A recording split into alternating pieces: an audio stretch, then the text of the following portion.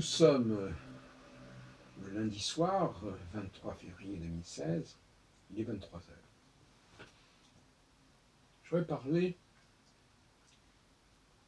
du récit de la création, et aussi, ce qui est en rapport, le récit du Shabbat, de la semaine, puisque dans les deux cas, on a 6 jours plus 1, ou 6 jours plus. Et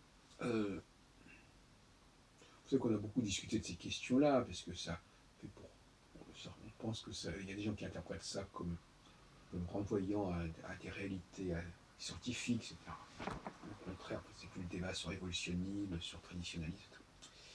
Mais ce que je trouve très naïf, c'est de prendre le texte tel qu'il nous est parvenu comme étant le texte originel. Je crois que dans bien des cas, ce n'est pas vrai. Dans bien des cas, le texte biblique a été perturbé, a été modifié, a été corrompu. C'est ma position la plus claire. Celle d'ailleurs que, d'une certaine manière, l'islam tient. Il y a des choses qui n'ont pas été conservées correctement. Je suis assez d'accord là-dessus. Donc, je n'aime pas quand on dit c'est écrit comme ça, donc c'est ce que vous pensez, les juifs. Non. C'est des textes, les écrits, c'est les écrits, et les écrits nous trahissent quelque part, parce qu'ils ne sont pas fiables, parce qu'ils sont déformés, et ils n'ont pas du tout priorité par rapport à la réalité du cœur, la réalité de l'esprit. Je parle un peu comme les chrétiens. Et nous avons en nous-mêmes cette réalité, nous n'avons pas besoin d'aller la chercher dans des livres qui sont censés en parler. C'est aberrant. Parce qu'il y a même quelqu'un qui, au lieu de regarder dans un miroir, irait demander un portrait, je ne sais pas quoi. C'est n'importe quoi. Aucune décadence. Donc, ce qui m'intéresse ici, j'avais déjà signalé à propos des 10 commandements, où j'avais dit que peut-être il n'y en avait que 7 et qu'après on avait voulu en rajouter pour que ça fasse 10. C'est aussi le vrai pour l'art psychirotique. Mais ce n'est pas le débat ici. Le débat, c'est de savoir s'il y a vraiment matière pour 6 jours de la création, ou si ça aurait très bien pu tenir en 4 jours. Ce n'est pas une question lancée en l'air, comme vous le savez très bien. Parce que moi, je défends la thèse comme quoi les jours de la création, la semaine, elle est binaire. C'est le yin et le yang. C'est le masculin et le féminin. Et ça doit être réparti dans des durées égales. Donc l'idée d'un 6 plus 1, pour moi, c'est absolument délirant. Je veux du 3,5 plus 3,5, et pas du 6 plus 1. D'autant plus que je pense qu'en l'occurrence, si on est passé à 6 plus 1, c'est qu'on a voulu élargir le temps masculin de 3,5 à 6, et limiter le temps féminin à 1 jour. Et oui, là, je reconnais qu'il y a eu quelque chose qui n'allait pas. Et donc, je suis pour rétablir l'équilibre entre le masculin et le féminin, entre le temps où les choses se construisent et le temps où elles se construisent, elles se parachèvent, et le temps où il est temps de se reposer sur ses lauriers et de vivre sur ce qui a déjà été acquis. C'est un peu ce que font les femmes, d'ailleurs. Elles profitent des travaux des hommes pour en jouir et pour se les approprier.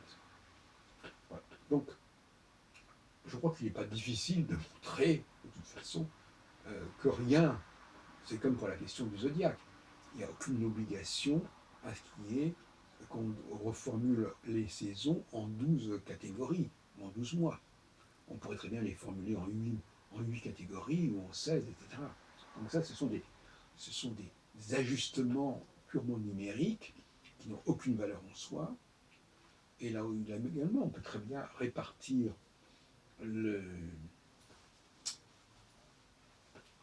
la création du monde en 4 jours. Hein, il y a le jour où Dieu crée le ciel et les astres, le jour où il crée la terre et les eaux,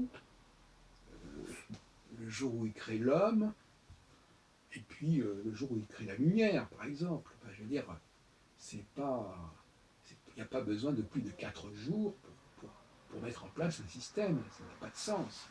Je relis avec vous le texte, le premier chapitre de la Genèse.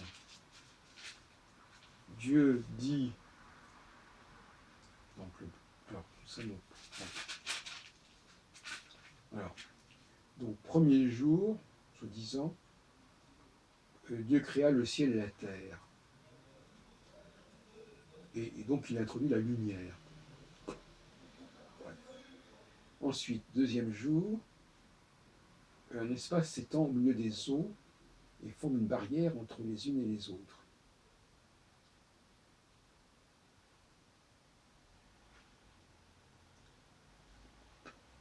C'est pas d'un intérêt majeur. Ensuite, troisième jour, que les eaux répandues sous le ciel se réunissent sur un même point et que le sol apparaisse. Dieu nomma le sol la terre. Donc là, il y a une sorte d'année. La terre et la mer, en fait, c'est ça, c'est un peu cette confrontation de terre et mer. Là, on a quelque chose de solide, terre et mer. Ensuite, donc ça c'est le troisième jour. Quatrième jour, Dieu dit que les corps lumineux apparaissent dans l'espace des cieux pour distinguer entre le jour et la nuit. Bon, très bien. Ensuite, cinquième jour, que les eaux fourmillent d'une multitude animale vivante et que des oiseaux voient, voilà, Dieu créa les cétacés, nanana, croissait, multipliait. Dieu considéra que c'était bien, croissait, multipliait, etc.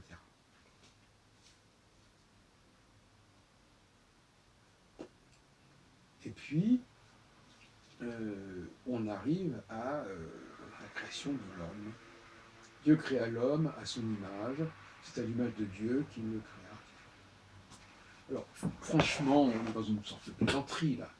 On peut très bien faire tenir, c'est une question simplement de présentation des choses, on peut très bien faire tenir toute la création en 4 jours, ou 3 jours et demi même, et dire que ça s'est fait en 6 jours, c'est se moquer du monde, carrément. C'est se moquer du monde.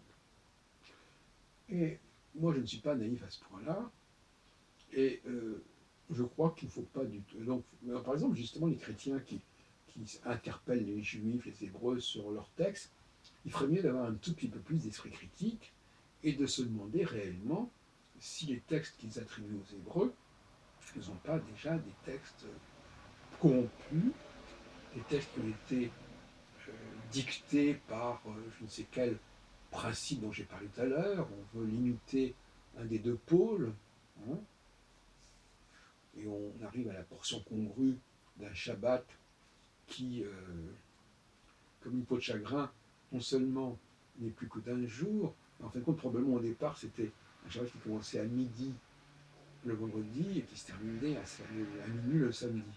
Et puis pour encore réduire, on a réduit, on est passé de midi à la tombée du jour, et la fin du Shabbat, au lieu de la terminer à minuit, on la termine à la tombée du jour, donc 6 heures plus tôt. Donc tout ça, c'est pas très sérieux. Bon, il ne faut pas donc débattre avec les Juifs sur des textes qui sont très très discutables et qui ont certainement été déformés et dévoyés. Donc là, il y a un faux débat. Les Juifs, moi je suis pour rendre aux Juifs l'esprit. Je suis pour retrouver l'esprit derrière la lettre. Et en ce sens-là, je suis parfaitement d'accord avec Jésus, mais qu'on n'oppose pas, qu'on ne diabolise pas les Juifs qui seraient... non, Jésus est un réformateur qui a voulu restituer au judaïsme sa vitalité, et il n'y a pas de raison de l'opposer aux Hébreux.